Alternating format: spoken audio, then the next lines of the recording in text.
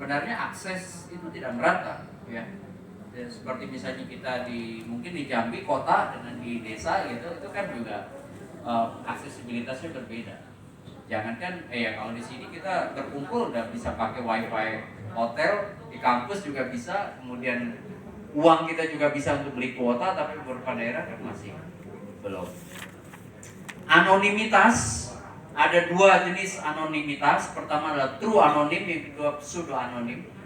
Ya, true anonim itu benar-benar wajah namanya itu orang lain gitu. Ada pseudo anonim, separuhnya dibuka, ya kan? Contoh misalnya namanya Pak Hafizen, wajahnya Brad Pitt, itu kan ada juga di internet. Ya, pakai fotonya artis. Nah, itu namanya pseudo anonim. Nah, kadang-kadang kita asimetrik kan, asimetris. Di internet itu asimetris, Pak Warek. Saya berdebat misalnya dalam satu tulisan dulu pernah apa ya, saya tulis di Kompas, kemudian saya share jadi full tweet di Twitter. Itu ada aja yang nyamber, itu yang nggak jelas identitasnya, ya kan? Dan kita mau nggak mau karena kita udah nge-post, otomatis kan kita harus merespon. Nah, itu yang disebut dengan pola asimetris dalam pola komunikasi di dunia internet. Kita berkomunikasi kadang-kadang bukan dengan orang yang kita kenal, orang yang anonim. Kemudian yang terakhir adalah kondisi yang rentan karena apa, seperti doxing, cyberbullying itu udah tumbuh subur. Ya, misinformasi, disinformasi itu udah jadi main. Peluangnya apa? Saluran baru paling potensial, mudah, murah gitu. Borderless, interaktif, multimedia itu hidup lah. Ruang publik baru, ya, kebebasan berekspresinya ada. Sama ceruk komunikasinya besar, karena tadi bukan lagi one to many seperti koran, tapi many to many communication. Komunikasinya dari banyak ke banyak orang. Lanjut. Nah, ini yang kita sering namain sebagai era post-truth, ya kan? Truth dan post-truth. Nah, kalau truth tuh I think therefore I am, kan? Aku berpikir itulah saya, ya kan? Berbeda dengan post-truth. Jadi belief-nya dulu, I believe I'm right. Ya. Jadi kepercayaannya itu yang kemudian memandu pembenaran atas apa yang dianggap benar. Ya, betul nggak? Ya. Jadi kebenaran itu bukan kebenaran yang diuji, ya kan? Tapi kebenaran yang diyakini dengan sepenuh hati dan dia merasa yakin bahwa itu benaran dan dia menjustifikasi. Jadi jatuhnya itu bukan mencari kebenaran bersama, tapi pembenaran atas apa yang dia percayai.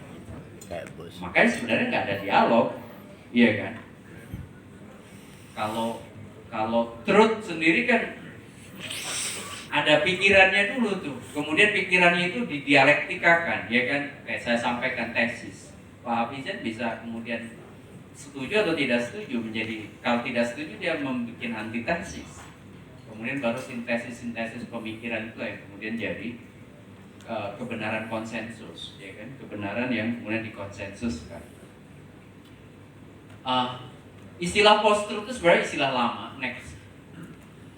Ya, frase yang sebenarnya sudah lama dipakai sejak 92 ya. Ada namanya Steve Tancich, itu yang kemudian mempopulerkan itu.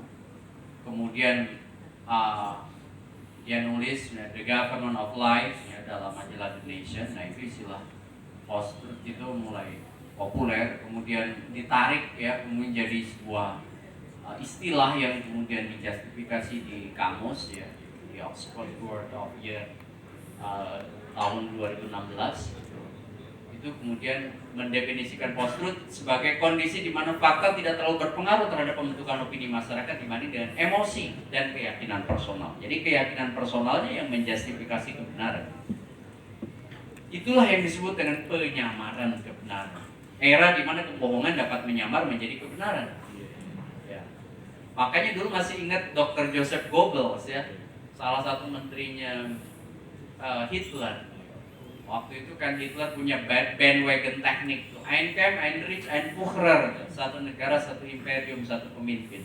Nah, itu yang kemudian dia justifikasi pakai model kebohongan yang diulang,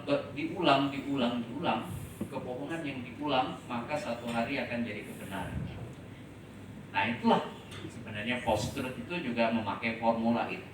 Memainkan emosi, perasaan untuk melakukan penyamaran sehingga kebohongan itu menjadi seolah-olah kebenaran.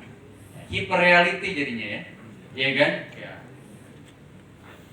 Simulation of something which never really exists. Yang sebenarnya simulasi ya, dari kebauan-kebauan ke kebauan-kebauan lama-lama jadi kebenaran. Next, virtual era ini medan berat, tapi memang menjanjikan dari sisi apa namanya?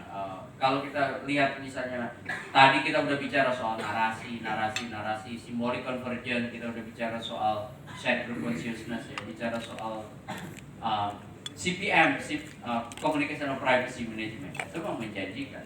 Tokoh-tokoh yang selain populer di dunia offline, juga populer di dunia online sebagai para dai, kiai, ustadz ya, dan intelektual ya, dan ada tim ya, next ya. Ya ini menurut saya diseminasi lewat podcast ya, lewat Instagram ya, Muslim channel macam-macam ya, termasuk dialog lewat yang di YouTube kan ya, misalnya Sihab dan Sihab itu jadi narasi moderasi beragama juga.